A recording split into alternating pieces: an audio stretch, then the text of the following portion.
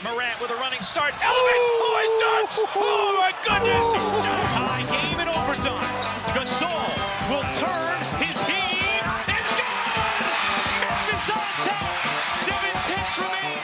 Conley now with three. Count it!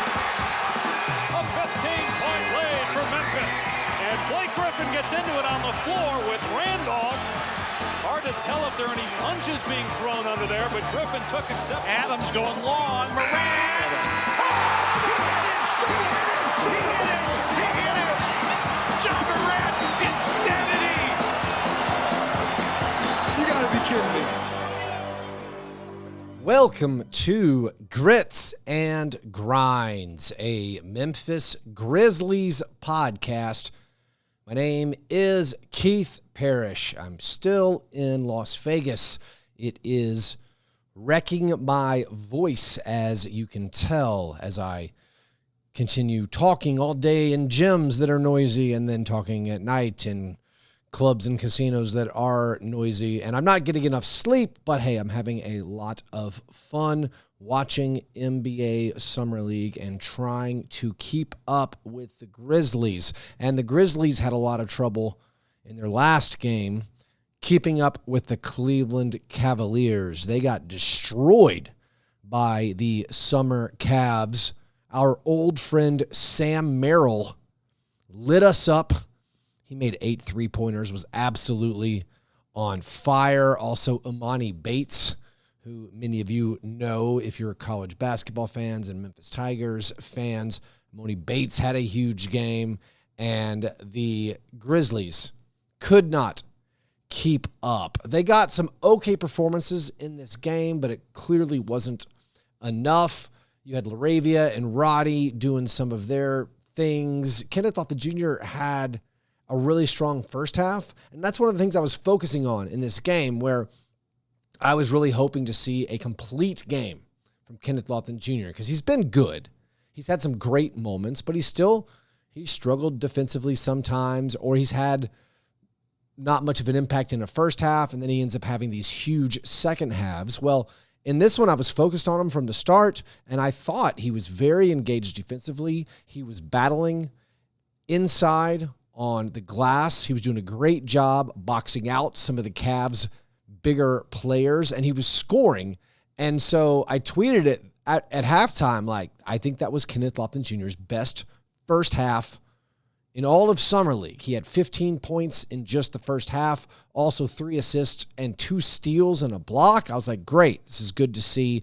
We're in a close game, but Kenneth Lofton Jr. is playing great. But then, unfortunately, the second half happened. Jr. didn't score in the second half. The Grizzlies fell down by a ton. They eventually cleared the bench. We had Manny Bates and Nathan Hoover sightings, and that is that. But the positives for the Grizzlies in this game, I did think Lofton's first half and the defense he showed was good. I thought overall as a team, yeah, they got beat from the three-point line. Maybe they were over-helping, stopping the paint or trying to protect the paint, but I thought they did a really good job on their interior defense. Lofton, like I've been saying, he used verticality. He used his physicality to slow things down. LaRavia was very big on defense in the first half, using his size, and so I thought those were all positives. We saw some pretty good play from David Roddy. He was breaking down the defense some. He finishes with 18 points. A lot of that was free throws in the second half. It was kind of meaningless points. But I did think in the first half he was breaking the defense down a little bit and able to attack the defense and get the ball moving. Especially LaRavia was doing that. LaRavia, he also found his three-point stroke. He made 5 3-pointers in the game, was 5 out of 12. That raised his three-point percentage for Summer League up to 31.6%. That's obviously not very good. He was 7 for 26 on threes before this game, 5 out of 12 in this one, and he made 3 of those in the second half. The third quarter started pretty well with Jake making those threes, but of course they could not stop the Cavaliers. LaRavia's overall Summer League, it's still I don't know. It still leaves something to be desired. I don't know if there's any clarity as far as that small forward battle. Of course, this is going to carry on to training camp, and I don't know exactly who's going to be in first place if they need a small forward for opening night. While Ja Morant is suspended, we assume it's going to be Bane and Smart. Would they start Luke Kennard also? Maybe. I mean, Luke Kennard is better, obviously, than everybody who played in Summer League, who would be competing right now for a traditional small forward role. I would think maybe you would keep Luke Kennard off the bench to stagger some of your guys who can handle the ball and stagger some of your scoring.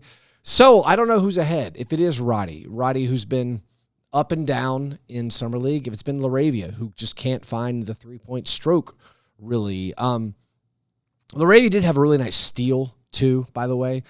He just ripped the ball away from a guy. It was a situation where it looked like it was going to be a jump ball, but he was able to rip it free. I thought that was a nice defensive play from him. Of course, Vince Williams Jr. had been so good in his Summer League games. He did not suit up for this game, and maybe Vince is going to be in the conversation for that small forward role. I don't know.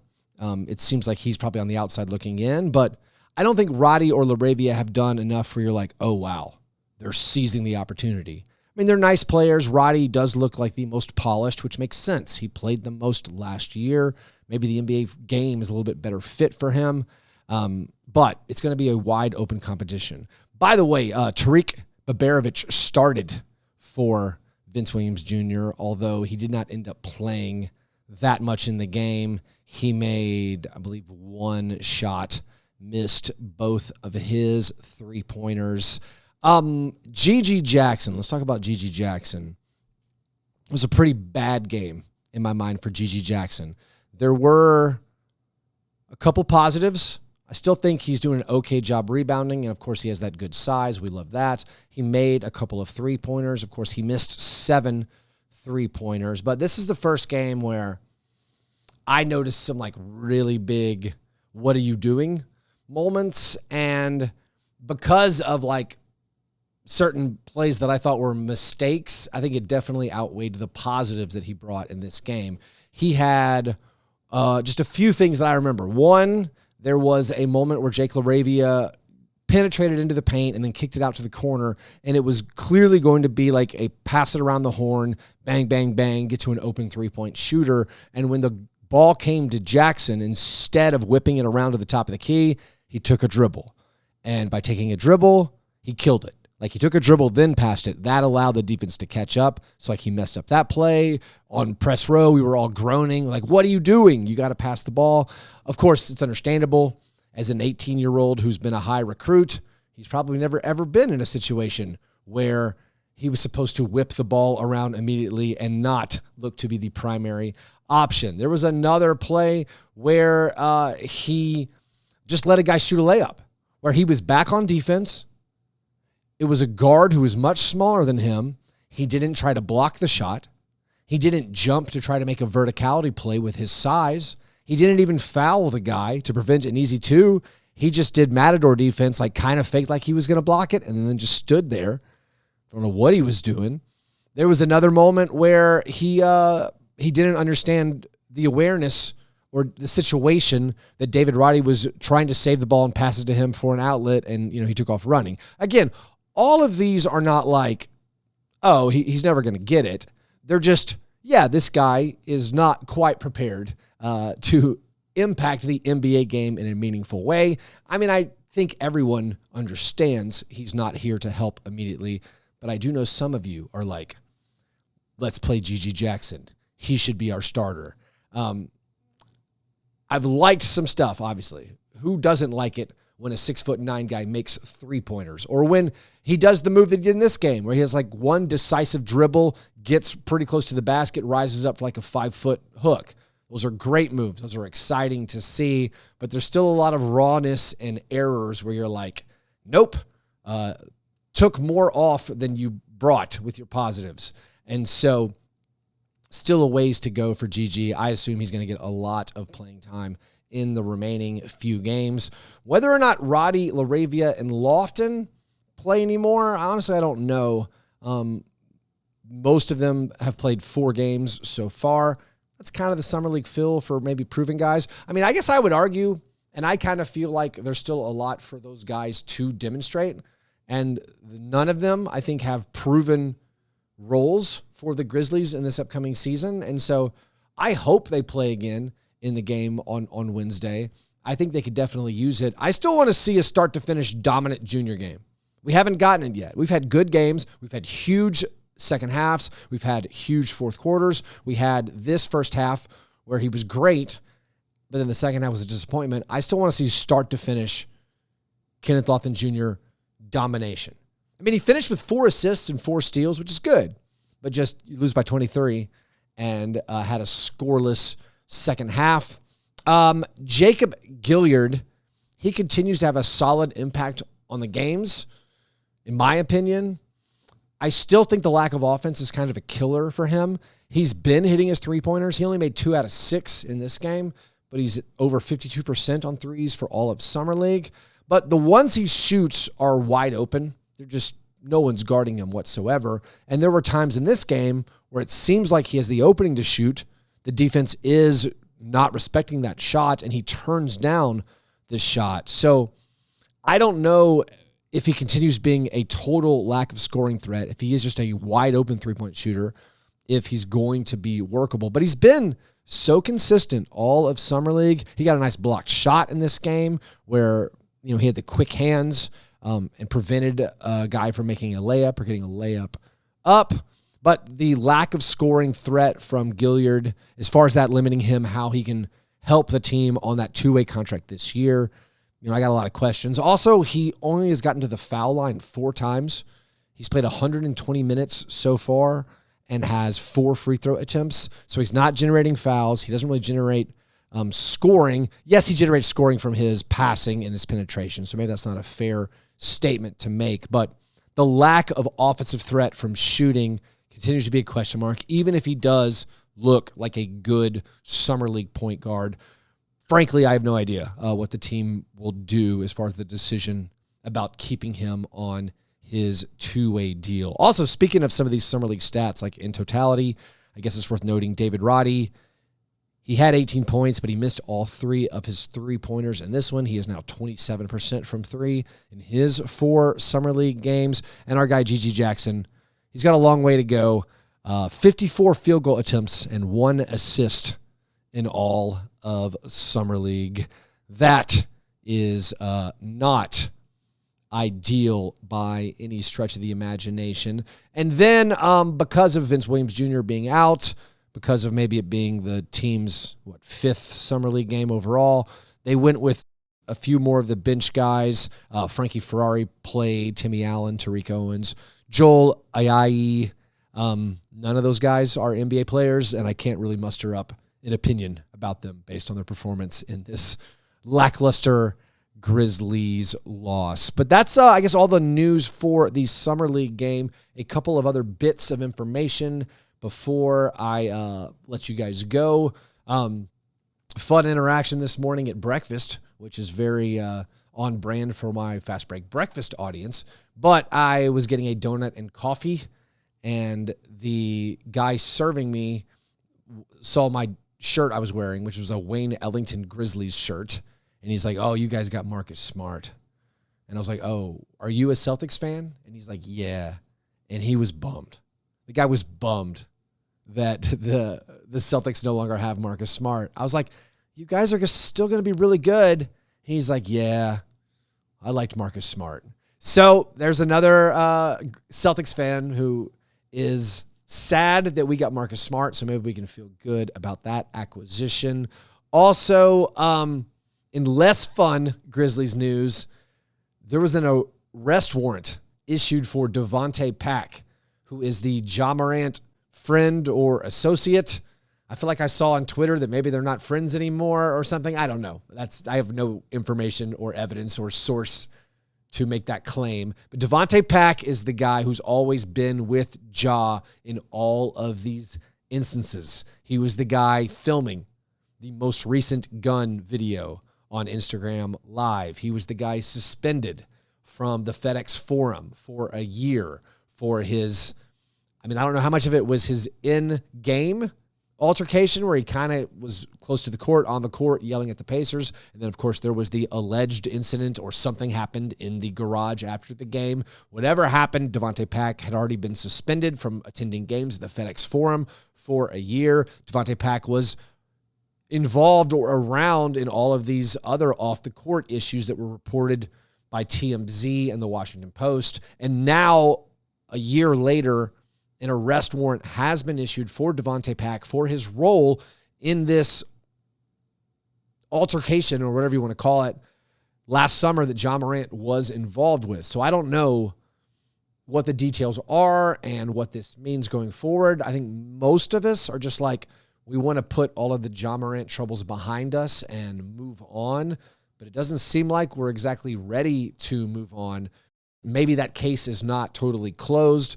Or obviously it's not. We thought maybe it was, but with these charges now being filed, there is going to be even further scrutiny into this incident. So I don't know what the impact, if any, on Ja Morant that will have. And finally, something a little bit more fun. I got to go see Xavier Tillman record a podcast with Gilbert Arenas. And Tillman said a lot of interesting things that I think are notable for us Grizzlies fans. He said that he is using the summer to focus on his three-point shooting. He understands he needs to add that three-point shot, or at least bring it back a little bit. And we all remember the famous three-pointer he hit in overtime against the Warriors back in the play-in game. Like he did that his rookie year, and now we need him to shoot it again. He basically didn't shoot any three-pointers last year. It's not a unique opinion that I have when I've been saying, like, he needs to shoot three-pointers. He has a good-looking stroke. He just needs to be a threat. And he's saying he understands that this summer is for working on his three-pointer, because if he's going to get playing time this year, if he's going to stay on the court, he knows he has to be a floor spacer as well as a good defender, and as well as someone who could pass the ball a little bit. And, his interior scoring isn't the best, but it's not terrible. But if he could just add three-point shooting a little bit, just a taste of it, it would definitely improve his chance at playing time. He also talked about Kenneth Lofton Jr. and how, he's having a good summer and he's been working really, really hard. And also how, like, when Jr. first showed up, it was kind of hard to give him advice, or it was Junior was not receptive to being told what to do or being shown, or even receiving helpful instruction or suggestions. He said, Junior was not the most receptive player when he first got there, but now he's turned a corner and he's working very, very hard. And like Tillman's aware that those guys are fighting for the same minutes, that you're probably not going to have a game where everybody's healthy, where they both play. But he said Junior's been doing a good job this summer. He also specified that he and the rest of the team are still in communications with Ja Morant. He's not ostracized or anything. He's definitely still in the group chat. Xavier thought it was hilarious when he was asked if Ja was no longer in the group chat. He was like, that would be so weird. No, they're still in constant communication with Ja Morant this summer. So that is everything, I think, for today. Not a lot to get into with a blowout loss to the Cavs. I guess I can update you that Desmond Bane, I haven't mentioned the fact that he's rehabbing his toe. He, of course, had off-season surgery. He says he's on schedule. He'll be fine for training camp. He also said that where Jaren is representing Team USA in the FIBA World Championships, he said he would have liked to participate, but because of the toe, he couldn't be fully healthy, he didn't think. But he has been in conversations with USA Basketball about participating in future competitions. So it seems possible that we could see Desmond Bane and Jaren Jackson Jr. suiting up for Team USA, maybe in the Olympics or in other international competitions very, very soon. And that would be awesome. That would be great to see Grizzlies on Team USA, or multiple Grizzlies on Team USA that would definitely be quite the honor and exciting for us Grizzlies fans. Anyways, thanks you guys for listening. Appreciate the support as always. Appreciate the people I've seen in Las Vegas who've said, hey, that means a lot. If you want to support the show, just write me a 5-star iTunes review. Subscribe to the Grits and Grinds YouTube channel. All right, hope you guys have a great Tuesday. I will talk to you soon. Go Grizz.